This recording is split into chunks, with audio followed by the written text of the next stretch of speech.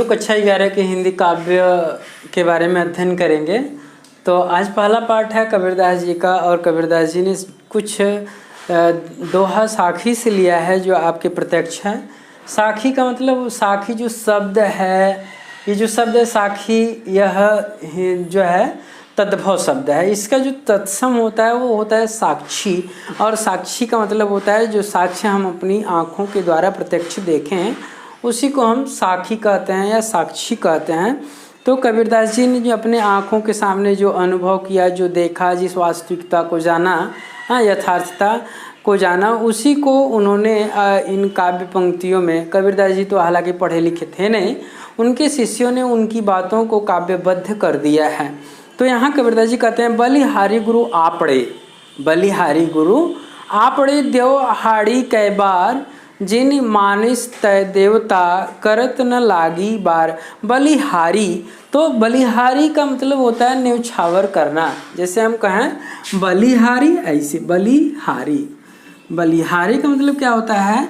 न्यौछावर, न्यौछावर करना, समर्पण करना। बलिहारी का मतलब न्यौछावर करना या समर्पण करना।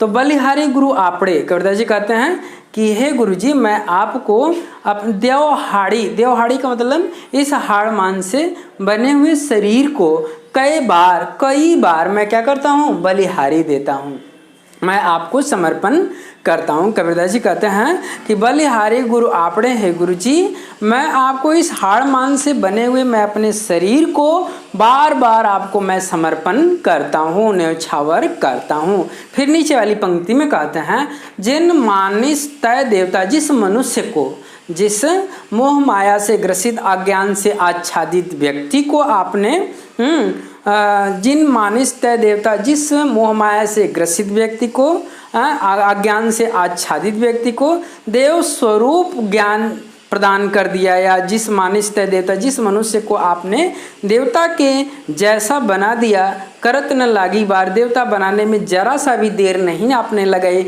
जिस अज्ञानी व्यक्ति को आपने ज्ञान प्रदान करने में जरा सा भी देर नहीं लगाई, वही मनुष्य जो है आपको, वही जो है शिष्य आपको अपने इस हाड़मान से बने हुए शरीर को बार बार समर्पण करता है, न्यौछावर करता है। तो दोस्तों हम आपके बता दें कि कई बार ये जो है, कई बार और बार, ये जो बार शब्द है ये 2 बार आया है ना। आप लोग भी देख रहे हैं कि जो बार शब्द है ये 2 बार आया। तो एक बार का मतलब होता है कई बार, एक बार का मतलब होता है कई बार, और एक बार का मतलब होता है देर। तो यहाँ पर जो एक ही शब्द 2 बार आया, लेकिन दोनों के अर्थ जो होते हैं वो अलग अलग हो जाते हैं, इसलिए यहाँ पर यमक अलंकार है।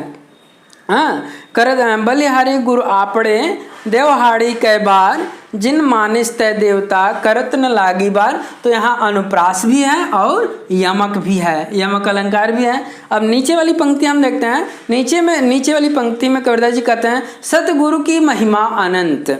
अनंत का मतलब असीम, जिसका कोई नाप तौल ना हो, जिसका कोई आकार ना हो, जिसे व्यक्त न किया जा सके, जिसका वर्णन, जो जिसके बारे में ये जीवा वर्णन न कर सके, उसे हम अनंत कहते हैं। तो सतगुरु की महिमा अनंत, अनंत किया उपकार। तो यहाँ अनंत, अनंत शब्द जो है वो 2 बार आया है। अनंत, ये जो अनंत, अनंत 2 बार आया है, लेकिन दोनों के अर्थ अलग अलग हैं। तो जब एक ही वर्ण की आवृत्ति जब बार बार होती है तो वहां पे अनुप्रास हो जाता है, अनुप्रास अलंकार हो जाता है। तो कहते हैं सतगुरु की महिमा अनंत, अनंत किया उपकार। कबीरदास जी कहते हैं कि सच्चे गुरु की, जो हमारे जो सच्चे गुरु हैं, उनकी जो महिमा है अनंत है, असीम है, जिसकी की कोई सीमा नहीं है, और अनंत किया उपकार, उन्होंने हमारे ऊपर असीम उपकार किए हैं, अनंत उपकार किए हैं। उपकार, यहाँ तो ये जो उपकार शब्द है वो सदुक्कड़ी भाषा है, तत्सम है। अब जिसका तत्सम लेते हैं, तद्भव है, तो इसका तत्सम यदि हम करते हैं तो उपकार, भलाई।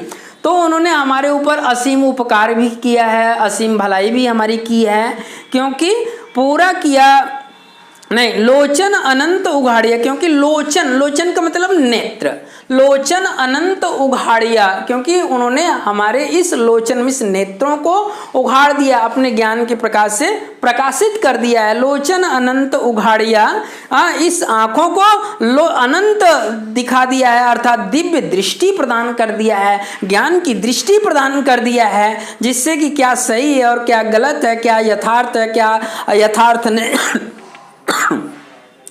इस बात को हम भली भांति जान जाएं। इस दृष्टि को हमारे गुरुजी ने हमें प्रदान किया है, अनंत दिखावड़हार, जिससे मैं उस ईश्वर के अनंत, अनंत का मतलब असीम रूप को देख सकूं, मैं उस वास्तविकता को मैं जान सकूं। तो सदगुरु की महिमा अनंत, अनंत किया उपकार, लोचन अनंत उघाड़िया, अनंत दिखावड़हार। एक ही शब्द बार बार आए, इसलिए अनुप्रास अलंकार है, अनुप्रास अलंकार है। और आप देख ही रहे हैं कि जो इसकी भाषा है वो सदुक्कड़ी भाषा है, साधुओं की भाषा है, पंचमेल खिचड़ी हम कह सकते हैं, ऐसे भी कह सकते हैं कि इसमें पंचमेल खिचड़ी है। और जो रस है वो शांत रस है, इसका जो अस्थाई भाव है वो निर्वेद है। यदि हम गुड़ की बात करें तो गुड़ इसमें प्रसाद है ना। तो फिर हम नीचे वाली पंक्ति को देख रहे हैं, दीपक दिया तेल भरी, तीसरी वाली पंक्ति है, दीपक दिया तेल भरी, बाती दई अघट, अपूरा किया बिसाहुड़ा, बहुरी न आवा हट। तो यहाँ दीपक दिया तेल भरी, बाती दई अघट, अघट का मतलब जो कभी भी ना घटे, पूरा किया बिसाहुड़ा, बहुरी न आवा हट। हट ये जो शब्द है, हट जो शब्द है, हट को लिया गया है हाट से, और हाट को लिया गया है बाजार से, और बाजार जो है बाजार जो उपमान है वो संसार की, संसार उपमेय का बाजार उपमान है। तो यहाँ पे रूपक अलंकार भी दिखाई दे रहा है, क्योंकि यहाँ उपमेय में उपमान का भेद रहित आरोप भी किया जा रहा है। तो दीपक दिया तेल भरी, दीपक दिया तेल भरी, इस शरीर रूपी दीपक में हमने ज्ञान रूपी तेल को भर करके ना, इस शरीर रूपी दीपक में हमने ज्ञान रूपी तेल को क्या कर दिया, भर दिया।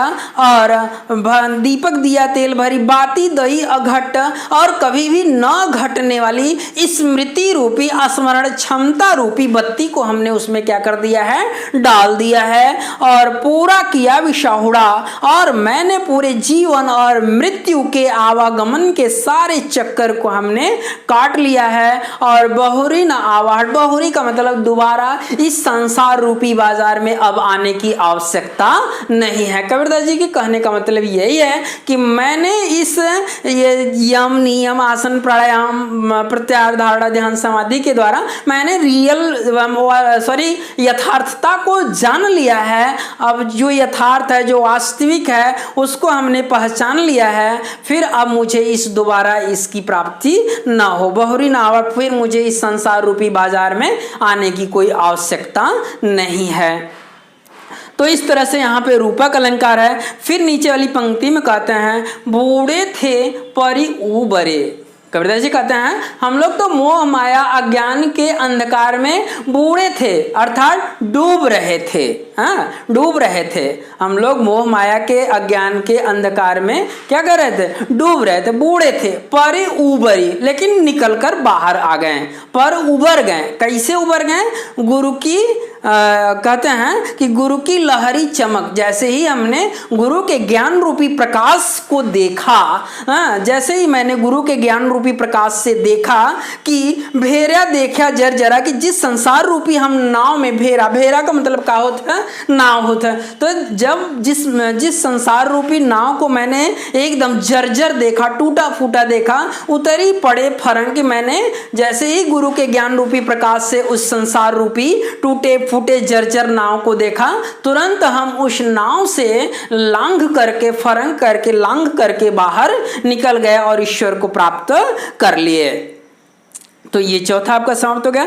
फिर हम लोग पांचवा के बारे में, चिंता तो हरि नाव की और न चिंता दास। चिंता तो हरिनाव की और न चिंता दास, जे कुछ चितवे राम बिन सोई काल की पास। कबीरदास जी कहते हैं चिंता तो हरिनाव की, मुझे तो हमेशा उसी हरि की चिंता लगी रहती है, उसी के चिंतन में स्मरण में हमेशा मैं खोया रहता हूँ। चिंता तो हरिनाव की और न चिंता दास, और इस दास को उस ईश्वर के अतिरिक्त किसी और की चिंता नहीं है। जे कुछ चितवे राम बिन, जो व्यक्ति राम के अलावा, जो राम का मतलब यहाँ दशरथ के राम से नहीं लिया गया बल्कि यहाँ ज्ञान से लिया गया है। जे कुछ चितवे राम बिन, जो राम के अलावा किसी और की चिंता करता है, सोई काल के पास, वह मृत्यु के मुख में चला जाता है, वह काल के ग्रास में चला जाता है और फिर अपने लक्ष्य को प्राप्त नहीं कर पाता।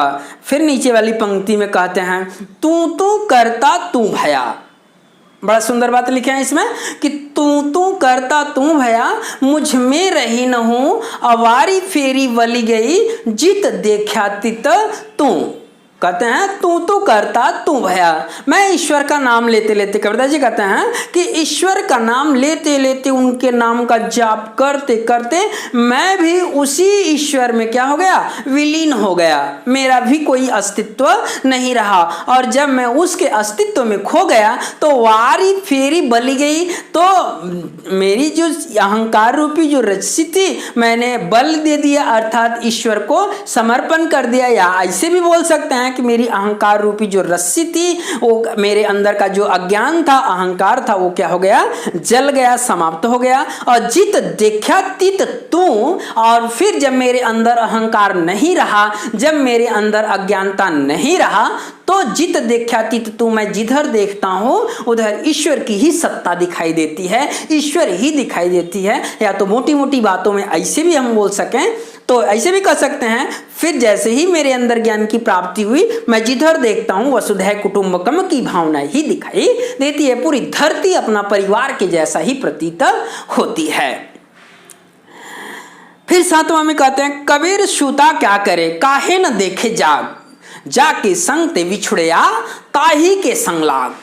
कबीर शुता क्या करे, कबीर शुता क्या करे, काहे न देखे जा। कबीरदास जी कहते हैं अरे मोह माया के अंधकार में सोया हुआ व्यक्ति, इस सांसारिक वैभव सुख और भौतिक संसाधनों में डूबा हुआ व्यक्ति काहे न देखे जा, तो क्यों नहीं जाग करके इस भौतिक संसार से उठ करके क्यों नहीं अपनी यथार्थता को पहचान लेता, अपनी वास्तविकता को पहचान लेता, अपनी शाश्वतता को जान लेता। कबीर सुता क्या करे, काहे न देखे जा, क्यों नहीं जाग करके वास्तविक स्वरूप को पहचान लेता। जाके संगते बिछुड़या, जिसके साथ, जिस ईश्वर से तू अलग होने का अनुभव करता है, जाके संगते बिछड़या, जिसके साथ तू अपने को अलग होने का, बिछड़ने का अनुभव करता है, ताही के संग लाग, उसी ईश्वर में एक दिन तुम्हें क्या होना है, लग जाना है, विलीन होना है, उसी ईश्वर में तुम्हारा अस्तित्व समाप्त होना है। तो तू क्यों मोह माया के अंधकार में इस तरह से सोया हुआ है। ये इस पंक्ति में कबीरदास जी यही संदेश दे रहे हैं। फिर आठवां बोल रहे हैं, आठवां जो है दोहे में कह रहे हैं केशव कही कही कूकिए ना सोइए असरार। केशव कही कही कूकिए ना सोइए असरार, रात दिवस के कूकड़े कबहू लगे पुकार। केशव कही कही कूकिए, हमेशा ईश्वर के नाम का जाप करते रहिए, हमेशा केशव के नाम का जाप करते रहिए, हमेशा कूका करिए, उन्हीं के नाम को लिया करिए। हाँ, केशव कहीं कहीं कूके ना सोइए असरार। असरार का मतलब ये होता है कि मोह माया के वशीभूत होकर के या सांसारिक सुखों के वशीभूत होकर के हमें उस ईश्वर के सत्ता को भूलना नहीं चाहिए। हमें सुख में भी और दुख में भी हमेशा हमें उस ईश्वर का स्मरण करना चाहिए। फिर नीचे वाली पंक्ति में कहते हैं रात दिवस के कुकड़े, रात दिन ईश्वर का नाम लेने से, रात दिन अपने लक्ष्य पर डटे रहने से कबहू लगे पुकार, कभी न कभी उस ईश्वर के दरबार में जरूर हाजिरी लग जाती है, जरूर पुकार लग जाता है। ठीक है। तो हमने 8 दोहों को आपके सामने प्रस्तुत कर दिया, पूरी तरह से हमने व्याख्या भी बता दिया। तो इसमें समस्त दोहों में तो कहीं रूपक है, तो कहीं यमक है, तो कहीं अनुप्रास है, जो रस है इसका शांत रस है और गुण प्रसाद है, और शब्द शक्ति अविधा और लक्षणा है। भाषा आपको पता ही है, सदुक्कड़ी है, साधुओं की भाषा है, पंचमेल खिचड़ी है ना, पंचमेल खिचड़ी है। और इसके जो रचयिता हैं वो कबीरदास जी हैं। लिया कहाँ से गया है? वो साखी से लिया गया है। और साखी शब्द क्या होता है? साक्षी का बिगड़ा हुआ जो है शब्द है, तद्भव शब्द है, और साक्षी तत्सम शब्द है। इन्हीं शब्दों के साथ जीवा को विराम। आप लोगों को यदि कहीं समस्या होता है तो फिर आप हमें कमेंट कर भेजें ताकि हम उन समस्याओं का समाधान दे सकें।